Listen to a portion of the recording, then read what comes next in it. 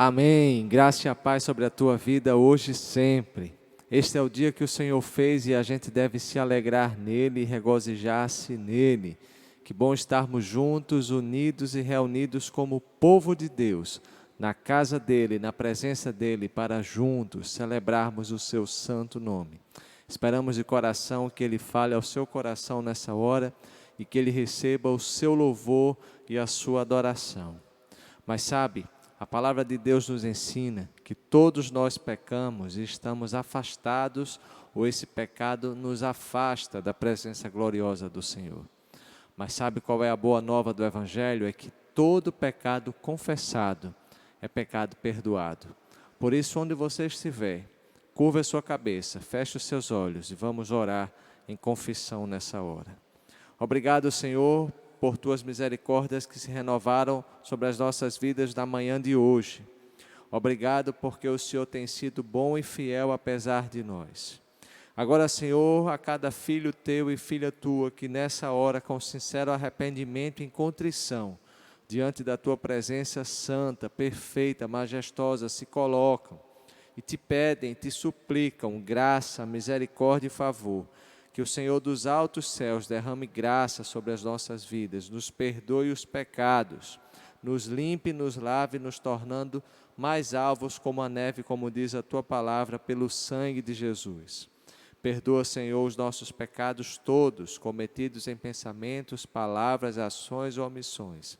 Não por nosso merecimento, mas porque clamamos e pedimos em favor e pelo nome único de Jesus Cristo, teu Filho. Amém. E eu gosto quando o apóstolo João diz assim: filhinhos, os vossos pecados estão perdoados graças ao nome do Senhor Jesus. E com o perdão dos pecados, podemos com alegria louvar ao nome do Senhor. Bom dia, seja bem-vindo mais uma vez nessa manhã de domingo. Vamos louvar o Senhor com alegria onde quer que você esteja. Que o seu coração e a sua mente estejam abertos para ouvir a palavra de Deus e para que você o possa louvar também e o engrandecer. Amém? Porque Ele vive, posso crer no amanhã. Porque Ele temor não há, mas eu bem sei que a minha vida está nas mãos do meu Jesus, que vivo está. Então cante. Deus enviou seu Filho amado para nos salvar e perdoar. Na cruz morreu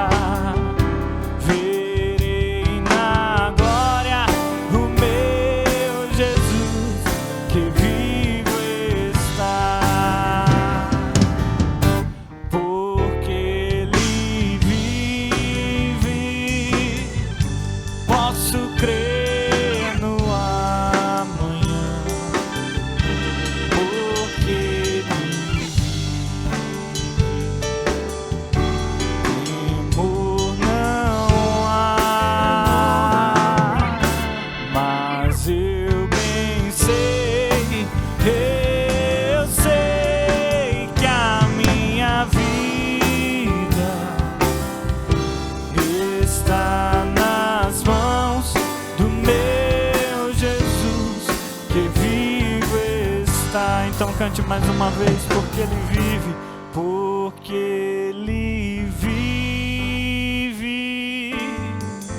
Posso crer no amanhã, porque Ele vive. Temor não há, mas eu bem sei, eu sei que a minha vida está nas mãos do meu Jesus, que vivo está.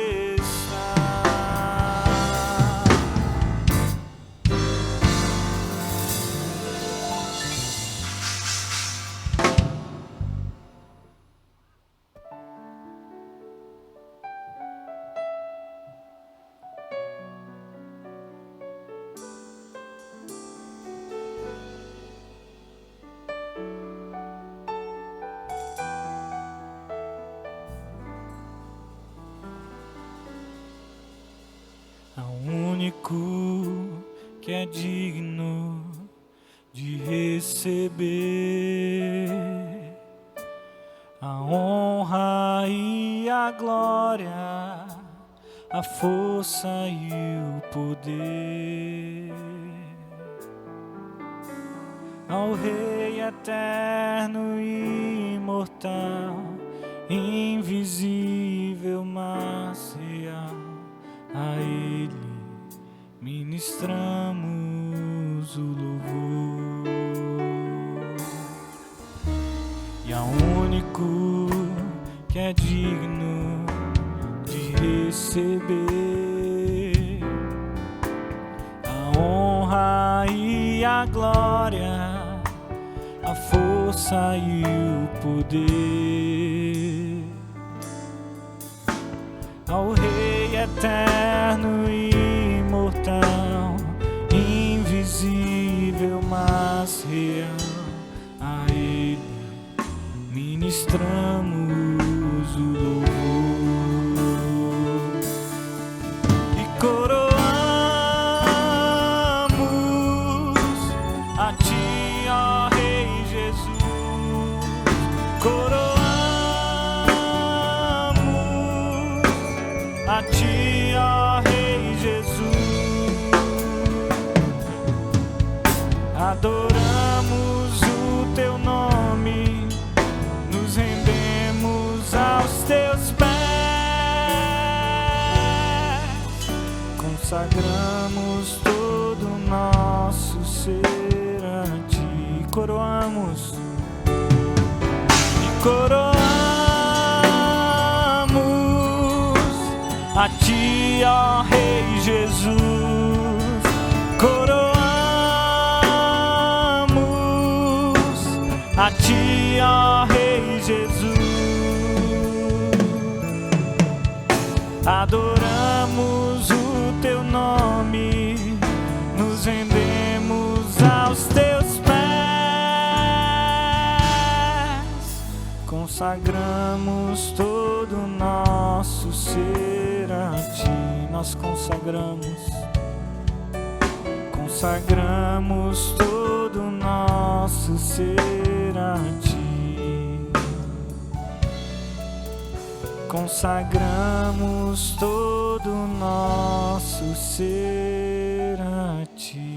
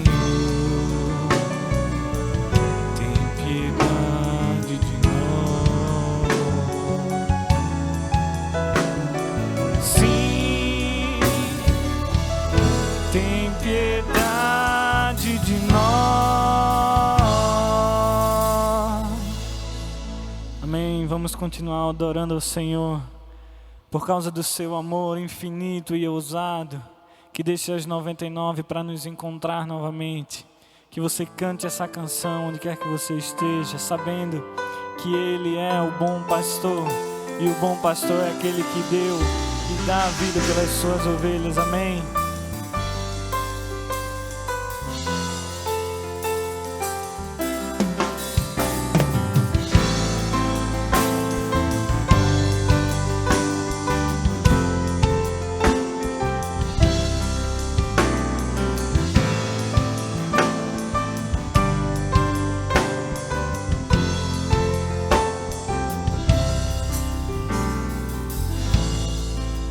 Antes de eu falar, tu cantava sobre mim, e tu tens sido tão, tão bom pra mim. Antes de eu respirar, sopraste tua vida em mim. E tu tens sido tão, tão bom pra mim. Oh, impressionante, infinito, ousado amor de Deus. Oh, que deixa as 99 só pra me encontrar. Não posso comprá-lo, merecê-lo, mesmo assim se entregou. Oh, impressionante, infinito, ousado amor de Deus.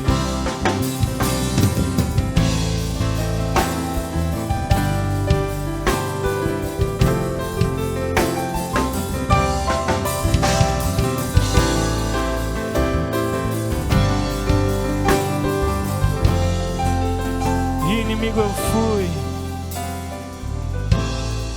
inimigo eu fui, mas teu amor lutou por mim. E tu tens sido tão, tão bom pra mim. Não tinha valor, mas tudo pagou.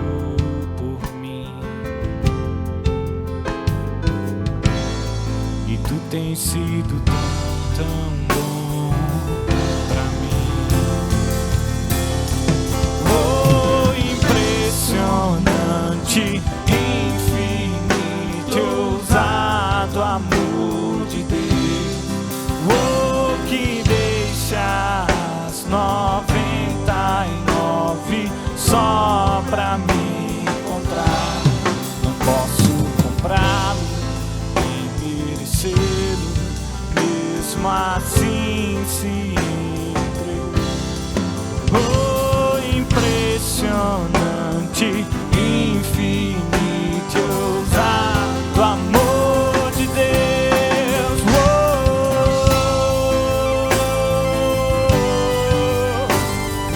oh, oh,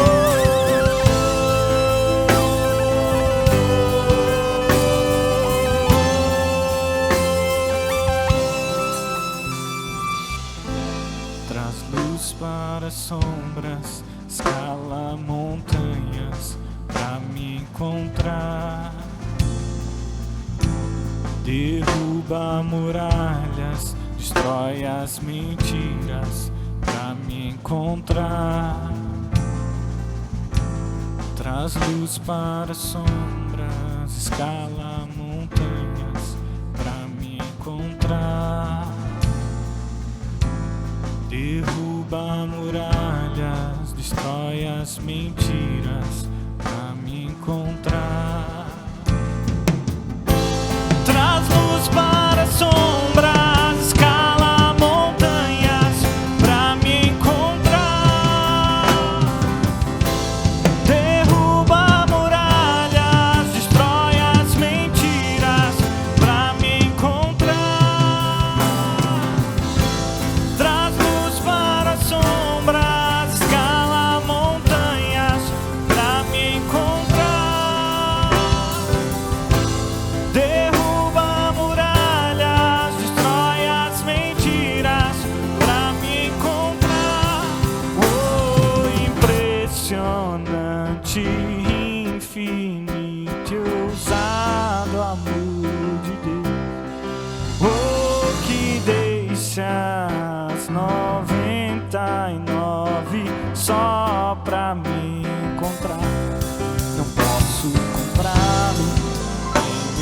vencê-lo, mesmo assim se entregou. Oh, impressionante, infinito, ousado amor de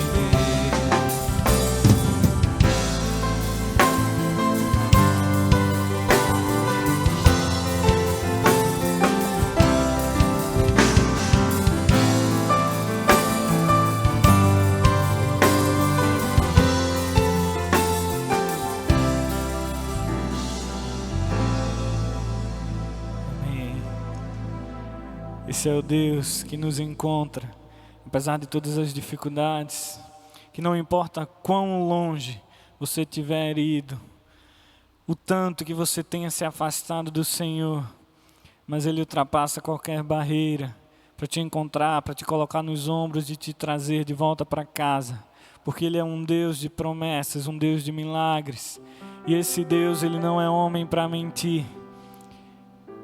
Nenhum homem ouviu, nem viu aquilo que o Senhor tem preparado para aqueles que o amam.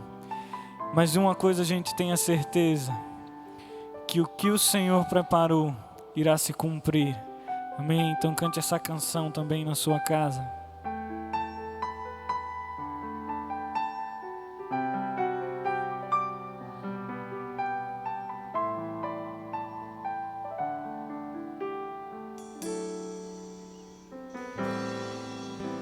Sei que os teus olhos,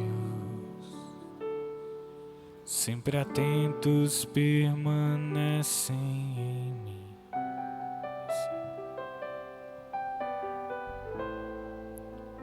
E os teus ouvidos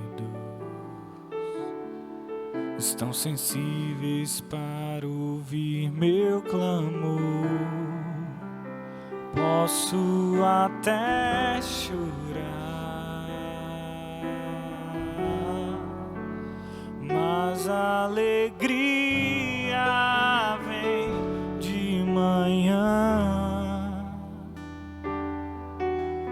És Deus de perto e não de longe, nunca mudaste. Tu és fiel,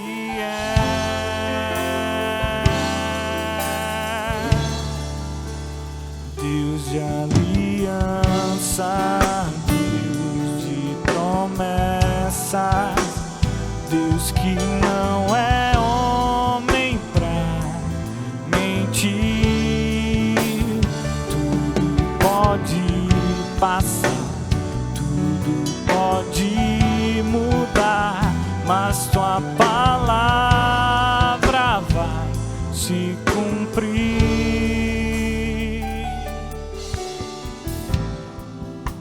Eu sei que os teus olhos, sempre atentos, permanecem em mim.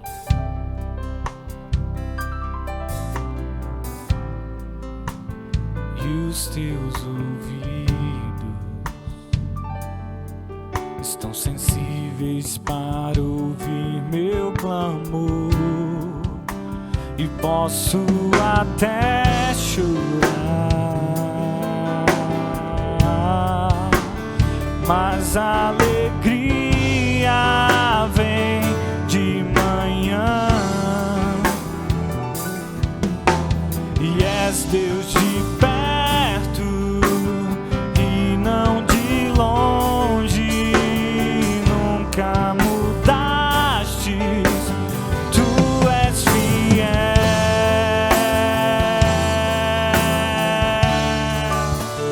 Deus de aliança, Deus de promessas, Deus que não é homem pra mentir.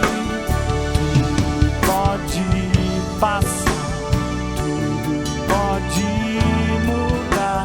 mas tua palavra vai se cumprir. Eu posso enfrentar o que for. Eu sei quem luta por mim. Seus planos não podem ser frustrados. Minha esperança está nas mãos do grande eu sou. Meus olhos vão ver o impossível acontecer.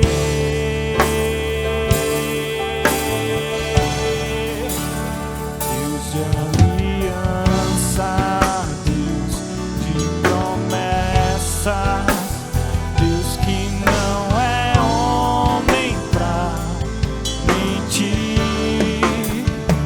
Tudo pode passar, tudo pode mudar, mas tua palavra vai se cumprir.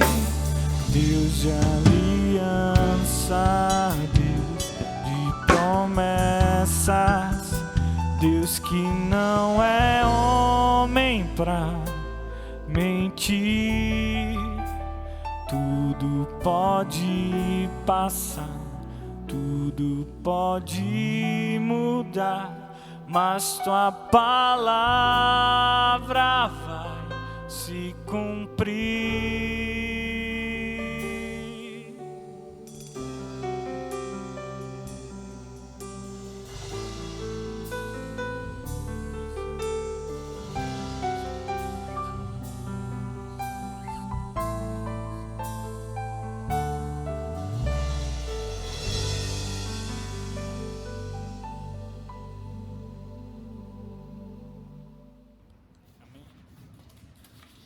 Bom dia, quero desejar um abençoado domingo, um domingo muito feliz a todos aqueles que nesta hora estão reunidos online para ouvir um pouco da palavra de Deus que quero ministrar nessa manhã.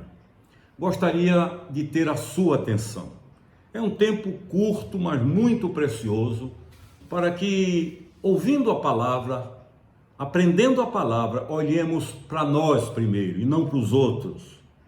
Coloquemos a nossa vida em cima desse gabarito eterno que é a revelação de Deus, para saber o que fazer, por onde ir, como corrigir, como curar, como reaver aquilo que de alguma forma foi jogado fora.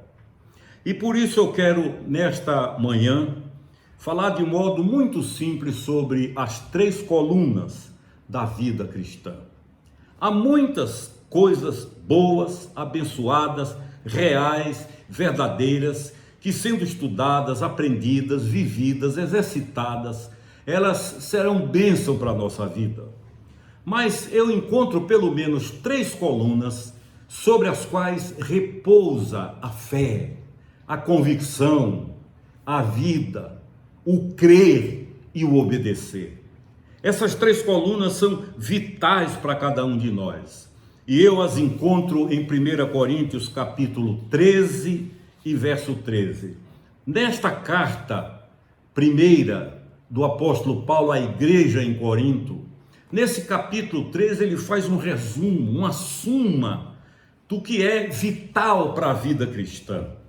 Porque às vezes pensamos em tanta coisa, criamos tantos anexos, nós imaginamos tantas necessidades que acabamos nos perdendo da simplicidade vital do Evangelho.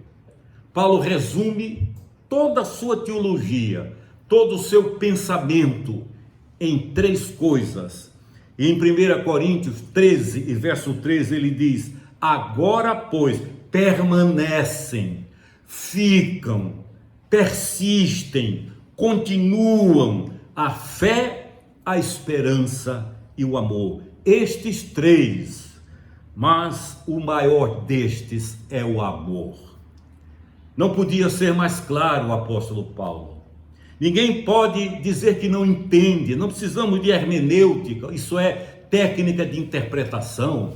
Não precisamos ir a originais para ver do que se trata, como se fala, o que não, é de uma simplicidade tremenda.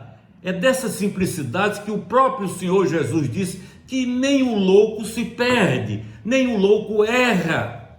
ele aprende o caminho. Agora, pois, isso é depois de tudo que eu disse a vocês, depois de tudo que eu ensinei, depois de tudo que eu comuniquei, 3 coisas permanecem: a fé, a esperança e o amor. O que devemos fazer para termos uma vida cristã vitoriosa? Eu sei que todos vocês que já são convertidos e que estão me vendo e ouvindo, têm esse desejo, querem melhorar, querem vencer determinadas fraquezas, queremos ter uma vida que agrade a Deus, mas temos a resistência dentro de nós mesmos. As maiores barreiras não são os outros, somos nós. E nós precisamos aprender como construir dia a dia, com paciência, com resignação, com uma santa teimosia, a não desistir, a recomeçar, quantas vezes sejam necessárias, sem julgar um, sem julgar outro, sem nos abatermos, porque Deus é o Deus das oportunidades incontáveis e infinitas para que recomecemos. O que devemos fazer para de fato vivermos a plenitude da vida cristã? Não vivermos de migalhas, não vivermos de pedacinhos que alimentam muito mal. Todas as cartas do apóstolo Paulo, preste atenção, todas as cartas e epístolas que ele escreveu são divididas fundamentalmente, resumindo, em 2 blocos claros: doutrina e prática. Ele expõe a doutrina, que é o ensinamento, que é a referência, que é aquilo que se instala no coração e nos dá firmeza para crer, viver e rechaçar os ataques do inimigo com invenções que andam por aí e cada dia aparecem mais. Ele então doutrina, ele ensina. Uma comunidade que não é doutrinada, ensinada, ela é como uma vara, um caniço agitado pelo vento. Ela vai para onde o vento sopra. E o Senhor Jesus advertiu que nos últimos tempos apareceriam falsos profetas, mas em outras palavras ele diz que não teriam cara de falsos profetas. O falar é evangélico, bíblico, a forma de expor é citando textos, mas o conteúdo, ou como a gente diz aqui no Nordeste, uma palavra muito clara, o miolo é contaminado. Há muita gente dizendo Deus me disse, quando Deus não disse. O nome disso é falso profeta. E quem lê a Bíblia e estuda sobre o juízo de Deus sobre falsos profetas, sobre aqueles que Deus disse o que não disse, é algo que faz tremer. Imagine se eu saio por aí pela cidade comprando fiado em seu nome. Você é conhecido, tem crédito, é respeitado, é respeitada, e de repente eu chego e digo: olha, eu sou amigo de fulano, de fulana, tenho um relacionamento com ela, com ele, e eu vim aqui comprar, você anota aí na conta dele. É isso que o falso profeta faz. A Bíblia diz que eles se transformam em anjos de luz, isso é, transmissores de luz, de verdade, e iludem muitos. Paulo então ressalta como é fundamental a doutrina para que estejamos presos na rocha. Não paramos de pecar, erramos porque somos humanos e fracos, mas a raiz está segura porque está sobre a rocha. Na carta de Paulo aos Efésios, por exemplo, depois, mais tarde, se tiver tempo, ler, é uma carta muito curta, dos capítulos 1 a 3, repito, capítulos 1 a 3, nós temos a parte doutrinária. É onde ele diz: pela graça sois salvos mediante a fé. E isso não vem de vós, é dom de Deus, não vem de nós. E nem vem das obras, para que ninguém se glorie. Eu não peco, eu não erro, eu faço, eu obedeço, para não haver essa vanglória, diz ele, como doutrina fundamental, que a graça, a salvação é dom de Deus, é fruto da graça e não de merecimentos. Aí ele começa também a falar sobre a plenitude do Espírito Santo. Ele do capítulo 4, do capítulo 1 ao 3, ele fala da doutrina, e do 4 ao 6 ele fala da prática, da encarnação da doutrina. para que ela não seja discurso, aula somente, mas que vá dia a dia com paciência, com luta, com suor, com obediência. Às vezes tropeça aqui, tropeça ali, começa de novo, porque a característica de um filho de Deus não é não errar, é não desistir, é seguir em frente, é vencer as batalhas. Do capítulo 6 ele fala dessa parte prática. Não basta eu saber tudo doutrinariamente sobre fé, eu preciso ter fé. Não basta que eu saiba tudo doutrinariamente sobre esperança, eu preciso ter esperança. Não adianta eu conhecer toda a doutrina do amor se não amar, eu preciso amar. Em todas as cartas, repito, dele há esta divisão tremenda entre doutrina e prática. É maravilhoso, contudo, eu disse, é maravilhoso, contudo, que em todas as cartas dele, do apóstolo Paulo, achamos algum versículo ou dois com as 3 palavras-chave dos versos citados. Em todas elas, de alguma forma, em algum momento, ele pronuncia ou um aqui, outro ali, as 3 palavras que nós acabamos de citar: fé, esperança e amor. São essas 3 coisas que alimentam a alma. São estas 3 coisas que geram a vida salva. Esse é o caminho para a simplificação da vida cristã, para não haver complicações e para que sejamos capazes de resistir, de vencer, se errar, de recomeçar, até que o diabo desiste e diz: não adianta, tudo que eu apronto e ele faz, acaba com ele ou ela recomeçando e de uma maneira mais forte. Fé, esperança e amor vão manter o cristão genuíno, nascido de novo. Não é que há aquele que apenas é membro de igreja, ou é apenas religioso, ou apenas não tem compromisso com Deus, não tem temor de Deus. Eles vão errar e vão levá-lo a uma vida precária, mas se ele vive pelo menos essas 3 colunas da vida cristã, mesmo cometendo falhas, ele vai caminhar em direção a uma vida de santidade. Quero comentar um pouco sobre fé. O que é fé? Nos dias atuais há uma riqueza de crendice, de superstição, de misticismo. As pessoas são capazes de crer em tudo quanto é invenção. Durante alguns anos, nos anos 1980, eu trabalhei com um grande empresário japonês e viajei muito com ele. E eu lembro que uma vez nós estávamos na cidade de Toronto, no Canadá, e quando eu acordei de manhã e olhei, a porta do quarto dele estava aberta, e eu olhei, ele havia pendurado alguma coisa no guarda-roupa, como se fosse um boneco de bambu, e estava assim na frente daquilo, reverentemente se curvando.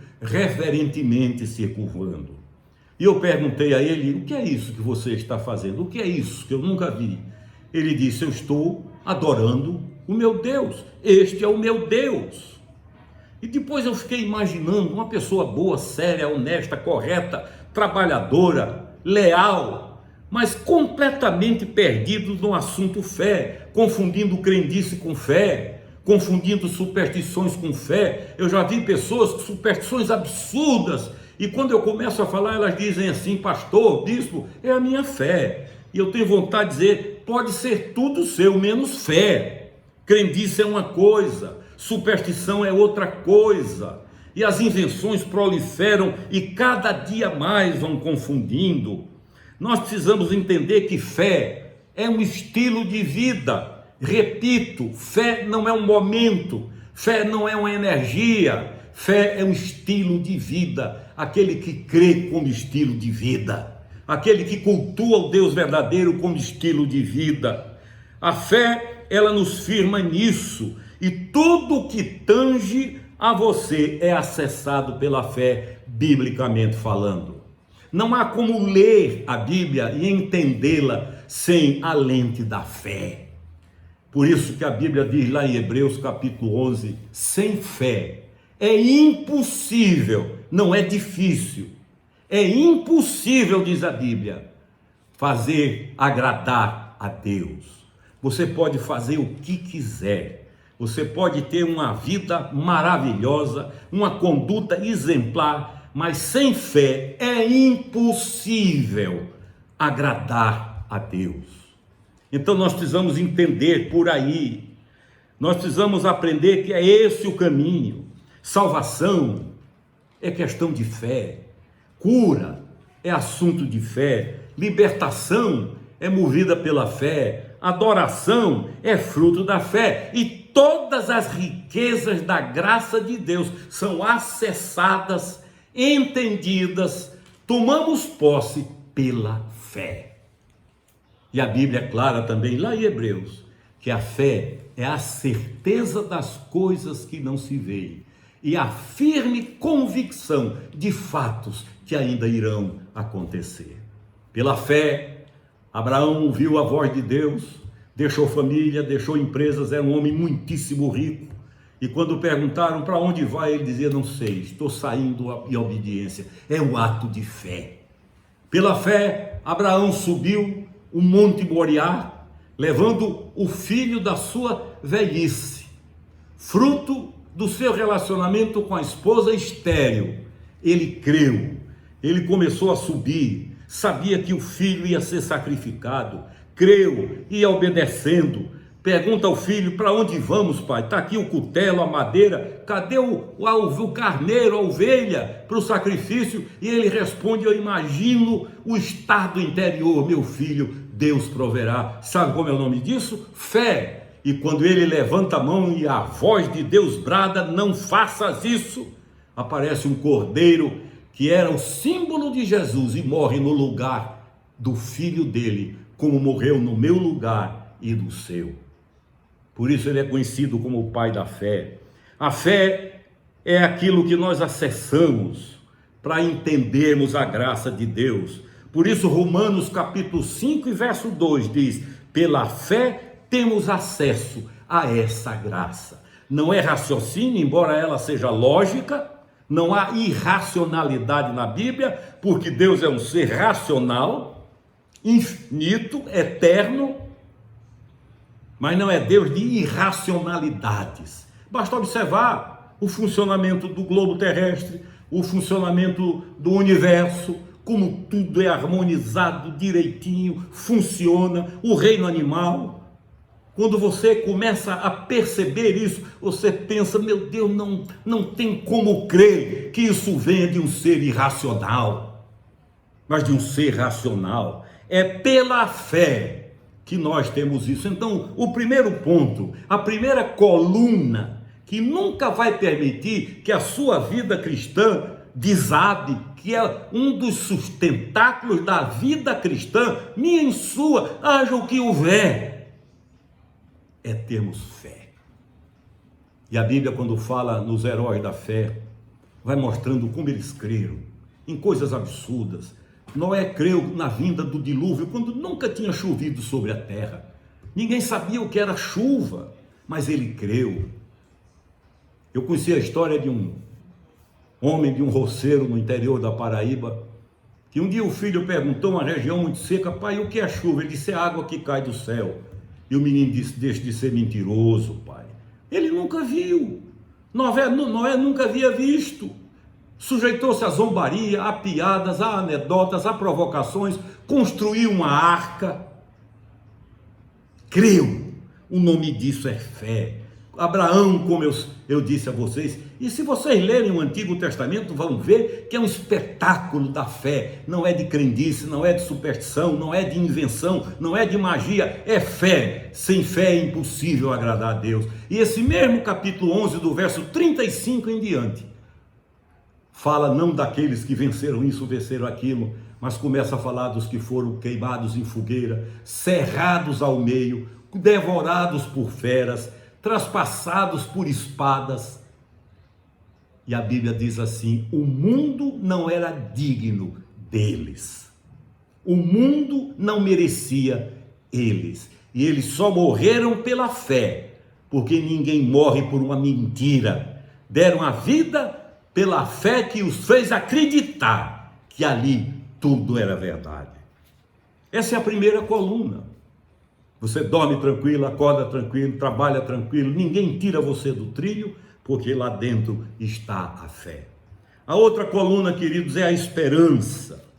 A esperança que nos faz olhar para frente. Ninguém tem esperança para o passado, isso não existe.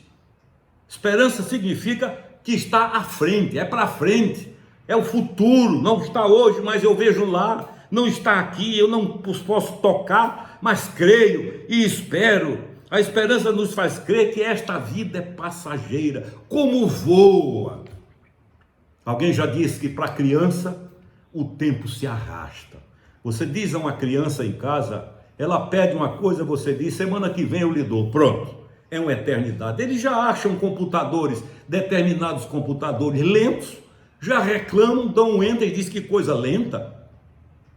A esperança, ela nos faz olhar para o futuro, ver o futuro, saber o futuro, não precisa ler mão, não precisa virar carta. A palavra de Deus mostra. A esperança nos faz crer que esta vida é passageira. Por mais que se viva, é passageira. A Bíblia diz, ao homem está ordenado, morrer uma só vez. Depois disso, segue-se a vida eterna. A eternidade. Ela nos faz, a esperança faz com que nós entendamos que tudo aqui é passageiro. A esperança nos faz crer numa eternidade com Deus, onde um instrumento mais inútil que poderia haver seria um relógio. A eternidade é eternidade. Não tem ontem nem tem amanhã. É o hoje eterno, na presença de Deus. É a vida eterna, onde não há envelhecimento, nem há juventude, é vida eterna. É a eternidade com Deus. O apóstolo Paulo, por isso, diz, uma vida sem esperança nos faz as mais infelizes das pessoas. O que é que resta a quem não tem esperança? Como é que olha para o amanhã quem não vive a esperança? Como é que investe para o futuro quem não espera? Não ter esperança, não saber para onde vai após a morte, quando este corpo será destruído, consumido pela terra, voltará ao pó. 2 ou 3 dias depois está cheirando muito mal. Mas o espírito, que é a essência, que é o ser, que a Bíblia chama espírito de vida, quando este sai, então ele entra numa dimensão eterna, e aí vem a grande decisão, onde eu viverei a eternidade. Paulo diz que a esperança nos ensina que é maravilhosa viver a eternidade com Deus. Olha o que ele diz em João 3:3, e assim mesmo se purifica, diz o apóstolo João, todo o que nele tem essa esperança. Quem não tem esperança, de qualquer jeito tá bom, o que vier vale, topa tudo, desculpem a expressão, mas quem tem a esperança da vida eterna com Deus, se purifica. Se purificar não é com água desse jeito, com lavagem daquilo. A purificação, que é o termo também usado para santificação, é obediência à palavra. Jesus disse, santifica-os na verdade, a tua palavra é a verdade. Não é questão disso, daquilo, do jeitinho de olhar, do que veste, do que come. Quantas vezes Jesus foi censurado pelos religiosos do seu tempo, que diziam, vejam com quem ele come e bebe. Não era isso que definia a pessoa. O que definia a pessoa era a obediência à palavra de Deus. Era praticar. Essa é a nossa luta, é encarnar o verbo. Por isso ele disse, aquele que me ama, obedece à minha palavra. Não são declarações de amor lindas, bonitas, poéticas. Não faz mal, mas não é isso. É obedecer. É encarnar o verbo na própria vida. Essa é a minha luta, essa é a sua luta, a menos que quem me ouça seja hipócrita, eu tenho certeza que não é. Essa é a grande batalha. E em último lugar, Paulo cita o amor. Fé, esperança e amor. E ele dá algumas definições tremendas sobre amor, preste atenção. Ele não romantiza, não é uma coisa gasosa, etérea. Ele diz: o amor é o cumprimento da lei. Você já leu? Leia pelo menos o livro de Levítico, pelo menos. Você quer saber qual é aquele livro que lá no céu João viu e que disseram a ele que ninguém foi achado digno de abrir aquele livro? E choraram muito, porque não havia em todo o universo ninguém digno de abrir. Até que ele cita que o Senhor Jesus levanta-se o cordeiro e abre o livro. Foi achado digno de abrir o livro. Esse livro é, para alguns teólogos, e eu concordo, Levítico. Leia Levítico. Se você lê o livro de Levítico olhando para você, como espelho, você diz: não tem escape, não tem jeito. Se não quiser ler o livro inteiro, leia o capítulo 18. Tente cumprir só o capítulo 18, tente. Com sinceridade, tente. Não tem jeito. Mas o amor é o cumprimento da lei. Quem ama, cumpre a lei. Deus é amor. O Senhor Jesus cumpriu toda a lei. Eu estou lendo diariamente livros do Novo Testamento, Romanos, 1 e 2 Coríntios, Gálatas, Efésios, Filipenses, 1 e 2 Colossenses, 1 e 2 Tessalonicenses, e fui por aí, Apocalipse inteiro, esses dias. Por isso que eu digo que essa pandemia para mim foi um vale de encontro, de reencontro com o meu Deus. E agora eu começo a perceber que não há como cumprir e obedecer se não for por amor. Deus é amor. Quem ama, cumpre a lei. Paulo diz que o amor move o coração de Deus. O Deus eterno, o Deus que com um sopro poderia liquidar esta terra, arrasar, acabar. Ele é movido por amor, não resiste. Não consegue ser rígido à oração de uma criança, de um pecador. Há pessoas que acham que santidade é fugir dos pecadores. Do ponto de vista bíblico e teológico, os santos se aproximam. Jesus, que foi o santo por excelência, andou com eles, comeu com eles, bebeu com eles, frequentou os ambientes deles. A sinagoga queria matá-lo. Os judeus levaram-no ao julgamento, ele foi executado pelo Império Romano, mas foi morto por determinação da religiosidade.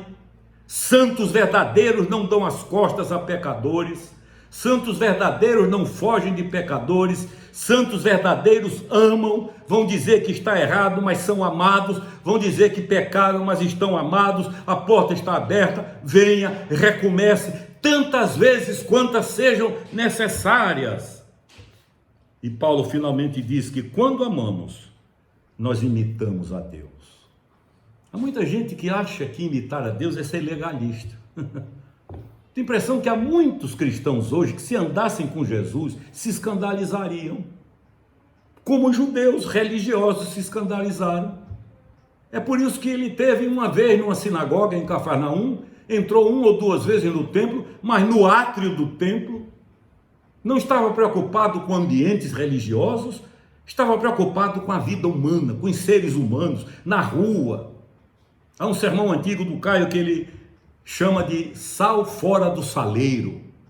Sal dentro do saleiro não resolve. O sal tem que ser espalhado, colocado na comida, na carne.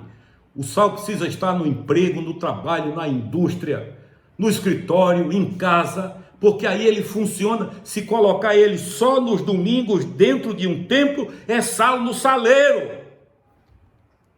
E esse é mais um pilar da vida cristã. Quando nós amamos, imitamos a Deus. O amor, queridos, trata dos nossos relacionamentos em todos os níveis possíveis. O amor trata do nosso relacionamento com Deus. Não há impossíveis para o amor. O amor trata com relacionamento em casa, no matrimônio. O amor trata com relacionamento com os filhos. O amor trata do relacionamento com funcionários, com patrões. O amor cura todos os relacionamentos. Por isso que quando Jesus recebe Pedro à beira-mar da Galileia, Pedro havia traído, negado, jurado e praguejado. Primeira vez ele nega, a segunda ele jura e a terceira ele roga uma praga sobre a moça que trabalhava ali.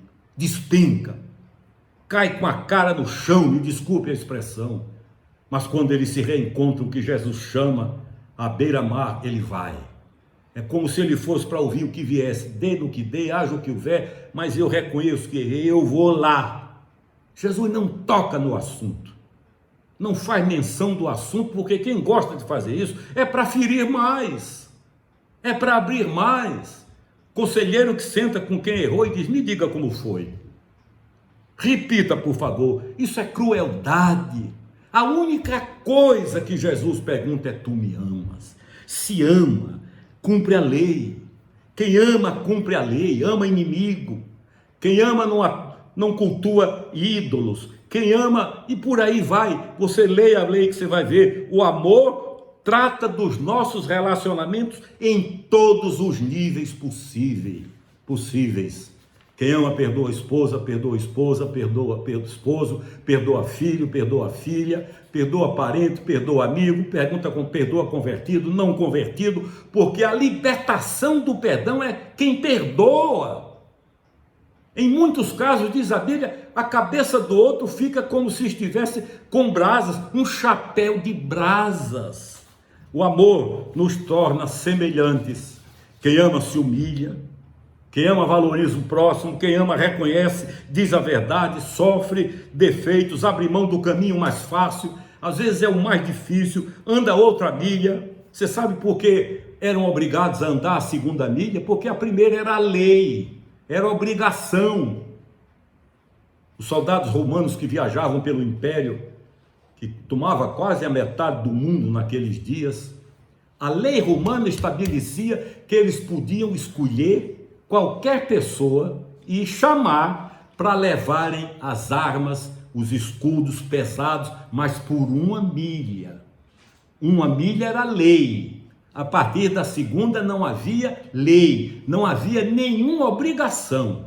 Foi por isso que Simão carregou a cruz. Soldados o chamaram e, em obediência à lei de uma milha, Simão carrega. Mas a palavra de Deus diz que quem ama anda a segunda milha. Até aqui foi lei, foi obrigação. De agora em diante é amor. Agora não é mais dever. Agora não é mais medo de castigo. Agora não é mais as circunstâncias serem favoráveis ou não. Agora é amor. Quem ama anda a segunda milha. Quem ama não contende. Quem ama vai sempre adiante. Quem ama anda por onde o Senhor Jesus andou, reconhece, diz a verdade, sofre defeitos, abre mão do caminho mais fácil, dá outra face, abençoa quem amaldiçoa ou pragueja, sofre o dano, mas segue crendo e seguindo. Amar é manifestar a Deus. Em outras palavras, tudo crê, como diz a Bíblia, tudo suporta e tudo sofre. E finaliza o resumo dizendo, o amor jamais acaba. É uma fonte que quanto mais você tira dela, mais água aparece. Você diz, que coisa estranha. Quanto mais eu amo, mais tenho vontade de amar. Quanto mais eu amo, eu pensava que ia ser tolo, ia ser bobo. Eu estou agora descobrindo que quanto mais eu amo, mais eu quero amar. Mas Paulo deixa indo para a conclusão uma advertência, preste atenção. E Paulo não era um indivíduo fácil de amar, não. Leia a história dele e quem ele era. Ele diz, em 2 Coríntios 11:3, ele diz, mas receio que assim como, do mesmo jeito que a serpente enganou Eva com a sua astúcia, assim também seja corrompida a vossa mente. Está falando a cristãos convertidos. E se aparte da simplicidade e da pureza devidas a Cristo Jesus. 2 Coríntios 11:3. O tentador é aquele que muitas vezes diz, mas você não está percebendo que você é um homem maduro, uma mulher madura, isso é coisa de criança, de menino. Você não tem personalidade para se firmar. Me permitam dizer, azar dele, azar dela. Não! O amor tudo crê, tudo sofre, tudo espera. A palavra-chave é tudo, tudo, não é quase tudo. Ser obediente é isso.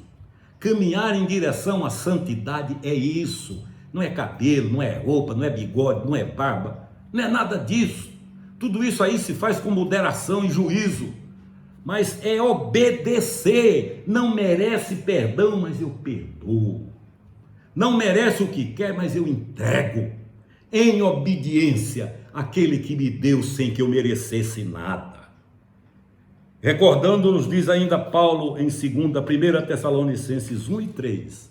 Ele diz, recordando-nos diante do nosso Deus e Pai, da operosidade da vossa fé, da abnegação do vosso amor e da firmeza da vossa esperança em nosso Senhor Jesus Cristo. Neste versículo 1 e 3 de 1 Tessalonicenses, ele cita as 3 colunas. Recordando-nos, isso é, lembrando-nos, eu me lembro do nosso Deus, diante de Deus e Pai, da operosidade da vossa fé, uma fé que age, que opera, que obedece, que se mexe, movimenta, realiza, da abnegação do vosso amor e da firmeza da vossa esperança em nosso Senhor Jesus Cristo. Este, queridos, é o caminho e o diploma da verdadeira espiritualidade. Espiritualidade não é fazer barulho, não tem nada contra. Espiritualidade não é contar histórias fabulosas. Espiritualidade, às vezes, reside de forma pura e verdadeira numa pessoa quietinha. Você olha e às vezes julga, mas a verdadeira espiritualidade é mansa, como manso era o Senhor Jesus. Como diz o velho hino, manso e suave. É a espiritualidade do verdadeiro poder. Poder na Bíblia não é para mandar, para impor. Poder na Bíblia é para servir. Mas recebereis, diz Jesus em Atos 1:8, o poder do Espírito Santo. Será ele derramado e vocês receberão poder para serem minhas testemunhas, tanto em Jerusalém como na Judéia, Samaria e até os confins da terra, concomitantemente. É poder para servir. É poder para confortar, para consolar, para levar a verdade, para levarem pessoas à salvação, ao arrependimento, para dizer a um desesperado, tem jeito, para dizer a um dependente de um vício letal, tem jeito, para dizer a uma prostituída, a um prostituído, você pode vencer, e tente quantas vezes quiser. Deus não é o tipo que diz, te dou 3 chances, você tem 2 oportunidades, aproveite. Não! Todas as vezes que você chegar a Ele em real arrependimento, Ele vai lhe abençoar. Essa é a espiritualidade da verdadeira fé. Então, não nos julguemos uns aos outros, mas ajudemos-nos uns aos outros a viver essa vida. O caminho da fé, da esperança e do amor. Deus te abençoe. E que cada um de vocês agora não seja tentado a dizer, pastor fulano precisa disso. Aquela irmã que dirige o ministério precisa disso. Aquela outra precisa, não. Humildemente ponha-se diante de Deus e diga, eis-me aqui, Senhor, eu preciso. A minha fé é fraca. Eu tenho que ver, ajuda-me. Senhor, eu não tenho mais esperança, já fui tão decepcionado, tão decepcionada, enganado, iludido, que eu não espero mais nada. Eu vivo um dia por dia e o que chegar, chegou. Ou então diga, Senhor, eu não consigo mais amar. Eu fui enganado, fui traído, fui traída, mentiram para mim, substituíram o amor por linguajar religioso, substituíram o amor ao que não merece por amor só a quem merece. Amar filho, amar esposa, amar irmãos, amigos que andam com a gente é fácil. Difícil é fazer o que Filemão fez. Quando manda Onésimo voltar ao patrão, de onde saiu como ladrão, era escravo e ladrão, e levou um recado de Paulo dizendo, dá isso e isso a ele, e se alguma coisa te deve, Filemão, coloca na minha conta, eu pago, não devo, mas pago. O nome disso é amor. E só tem esse amor quem espera o reino de Deus. E só espera o reino de Deus quem tem fé e não crendice gospel, crendice evangélica. Deus nos abençoe e faça de mim e de você homens e mulheres cheios de fé, esperança e amor. São 3 colunas onde se edifica a vida cristã. Deus a todos abençoe. Amém. A palavra de Deus nos ensina em Provérbios 3, os versos 9 e 10, o seguinte: honre o Senhor com todos os seus recursos e com os primeiros frutos de suas plantações, e os seus barris ficarão plenamente cheios e os seus lagares transbordarão de vinho. Tempo de ofertório é tempo de entrega de vida, primeiramente. Se a nossa vida, o nosso coração não está no altar do Senhor, qualquer outra forma de entrega não é tão preciosa assim. Não é break em culto e nós subsistimos único e exclusivamente com a entrega voluntária de dízimos e ofertas. Antes de ser uma questão financeira, é uma questão de cumprimento e obediência à palavra de Deus. Se você que nos assiste nessa hora é um convidado, é um visitante, de forma alguma se sinta obrigado ou constrangido a participar desse momento. É muito particular dos membros e congregados, aqueles que já caminham conosco enquanto ministério da Igreja Episcopal, Catedral da Reconciliação. As nossas contas estão disponibilizadas e você, na comodidade do seu lar, da sua casa, poderá fazer a sua transferência, o seu depósito, e não precisa enviar qualquer comprovante para quem quer que seja. É algo entre você e Deus, reconhecendo a soberania de Deus na sua vida, o sustento dele para você e o quanto ele tem sido bom e fiel na sua vida, e em gratidão você devolve a ele uma pequena parte do seu sustento. Vamos juntos repetir as palavras bíblicas do ofertório.